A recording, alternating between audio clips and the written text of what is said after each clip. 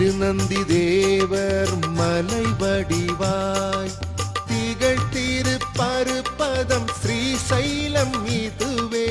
பன்னீர் ஜோதி சிவலிங்கம் மன்னிய முதற்பதி இதுவே ஆகும். பருப்பத நாயகியுடன் அமர்ந்த பருப்பதநாத சிவபெருமானின் திருப்பத மலரை மூவர் தமிழ் சுருதியை இசைத்து சுகம் பெறுவோமே.